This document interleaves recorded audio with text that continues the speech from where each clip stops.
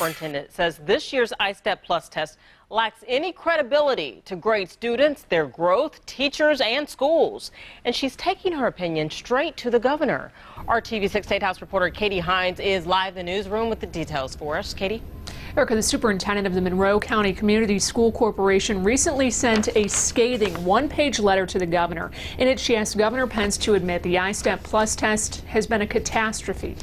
In a letter to Governor Mike Pence dated February 23rd, Superintendent Judith DeMuth writes that students, staff, and schools' reputations will be critically harmed from artificially diminishing times for the revised ISTEP. She argues the test's integrity has been diminished and, quote, there is no way any consultant can wave a magic wand and dissect a test to do something it was not created to do. Parents and teachers across Indiana are stunned and outraged. DeMuth's letter is dated 2 weeks after the governor signed an executive order to reduce the length of the test. State leaders learned the amount of time it would take students to finish the test was set to double to 12 hours. It prompted some parents to opt their children out of the test for the very first time.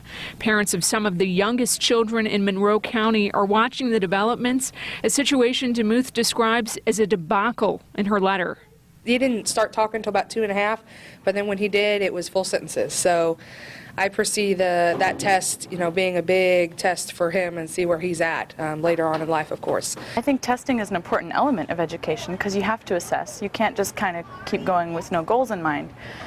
So the test is kind of the distillation of what the goals of that program are. But there are things you can't test for, and there are kids that are going to have different abilities. In her letter, DeMuth asks the governor to recognize the adult-driven errors and not use the test to evaluate students, teachers, or schools.